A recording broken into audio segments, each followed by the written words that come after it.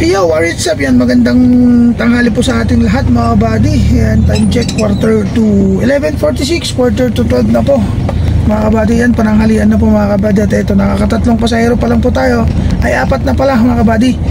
Tinanghali po tayong lumabas ngayong ang araw kasi coding po natin kahapon.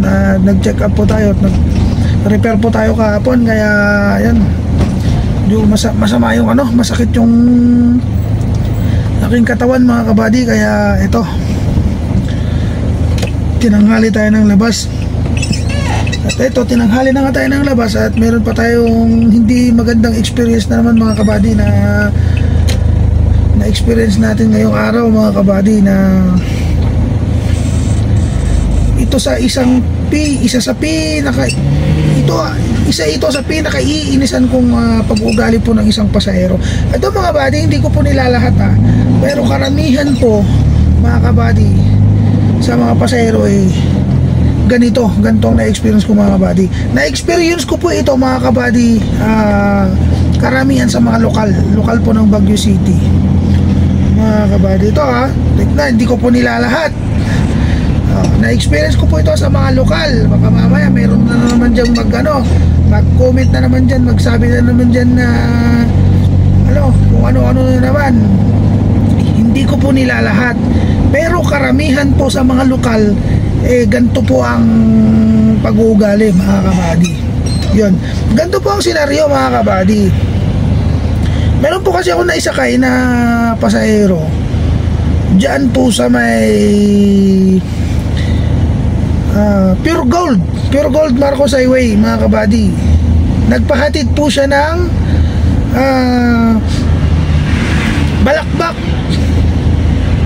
diyan po sa may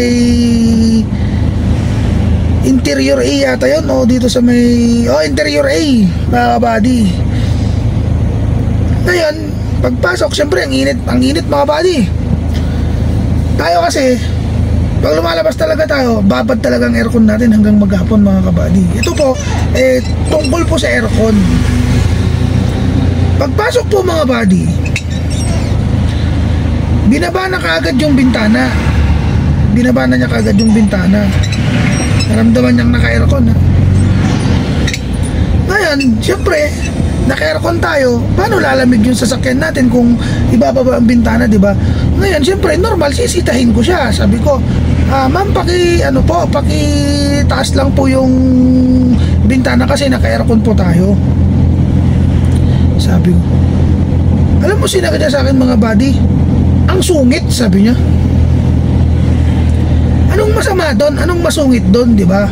Kaya tinanong ko siya, ma'am, alam niyo po ba na naka-aircon tayo? Alam ko, sabi niya, kasi hindi kasi ako sanay sa aircon, nahihilo kasi ako. Ayun naman pala, di ba, madam, alam mo pala, naramdaman mo pala na naka-aircon. Ngayon, hindi ka pala sanay sa aircon. Bakit hindi ka makiusap sa driver, di ba? Hindi yung basta-basta mo nalang ibababa yung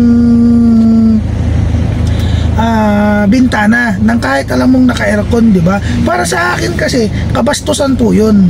Alam niyo po ba kung bakit po ako nag-aircon mga buddy? Unang-una, mini-maintain ko po yung kalinisan ng aking unit dito sa loob para pag sinakay ko po kayong mga pasahero, presentable po sa inyo para yun nga, presentable yung sumakay kayo. Tsaka pangalawa, gusto ko nabibigyan ko ng komportable, presentable, maayos na taxi na sasakyan ang aking mga pasahero. Pangatlo, syempre hindi naman po kayo ang nagme-maintain po. Hindi naman po kayo ang napapagod na naglilinis. Hindi naman po kayo ang nag-aalaga ng sasakyan. Kaya, ayun, kung ayaw po natin ng aircon, kung hindi po tayo sanay sa aircon, pwede po tayong makiusap sa driver na baka po po pwedeng baba muna yung bintana habang kayo ang pasahero, patayin muna natin ang aircon kasi hindi po kayo sanay. Hindi po yung basta-basta nyo na lang ibababa yung bintana, tapos pag sinita po kayo ng driver, nagagalit po kayo kung ano-anong sinasabi nyo na keso masungit ang driver, keso kung ano-anong rinarason ninyo. Bakit? Natural siyempre binaba mo yung bintana. Natural lang nasisitahin ka ng driver kasi nga naka-aircon yan, di ba? Yan, so pasahero ko, shout out sa'yo madam. Shout out sa'yo madam. Sinabihan mo pa akong masungit. Actually mga buddy, hindi na po bago sa akin ito. Matagal na pong may nai-experience po kung mga gantong senaryo mga buddy, pero pinapabayaan ko lang. Pero sa pagkakataon na ito, naglakas po ako ng nagkaroon po ako ng lakas ng loob para i-share din po sa inyo ito, dahil nga po syempre nakarinig po kasi ako ng hindi para sa akin po kasi masakit sa kalooban yung yung sinabi niya na kahit konting isang salita lang maraming malaking impact po para sa akin yun mga kabady, na yung tipong maayos ka naman nakiusap sa kanila na ganun nga, tapos sasabihan ka pang masungit. Yan, wag ganon mga kabady. Pag sinano po tayo ng driver, wag po natin isipin na natatapakan yung ego natin.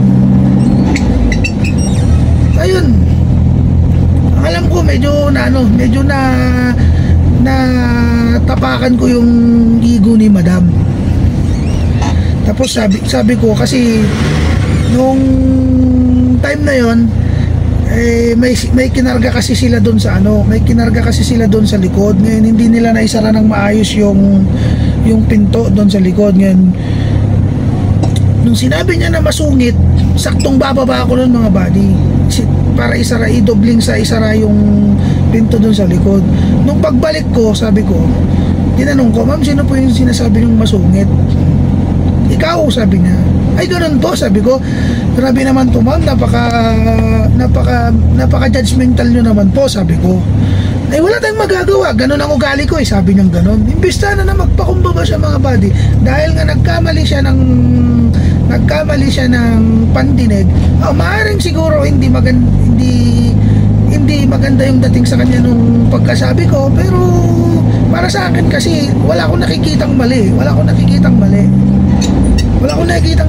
kasi maayos naman ako nakiusap sa kanya, di ba? Para saan anong rason bakit niya ako sasabihang masungit, di ba? Ibig sabihin ma-pride si madam. Yan, sorry po madam, ako mapapanood mo po ito.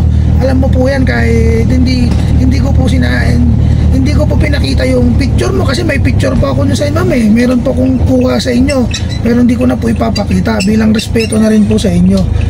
Yan, sensya na po madam kung mapapanood nyo po ito. Medyo iba po kasi yung impact sa akin nung salita na yung mga buddy, kaya eto, gusto ko rin pong naglakas loob ako na i-share sa inyo para na rin po sa aking mga kapalehong mga taxi driver po dyan, para at least aware na po sila sa mga ganitong senaryo po.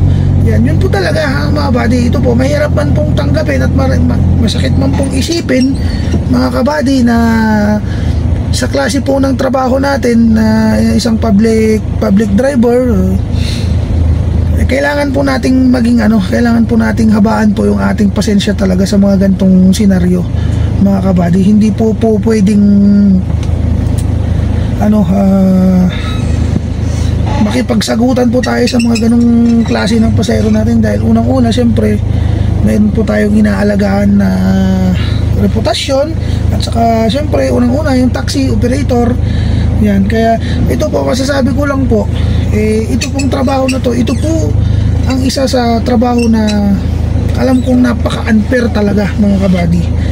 Kahit na naiinis ka na, kahit na nababad trip ka na, hindi ka pwedeng magreklamo, kasi once na nagreklamo ka, maaaring madamay ang driver, madamay ang taxi, madamay ang operator. Pero para sa akin, pag alam naman natin nasa katwiran tayo at nasa tama tayo,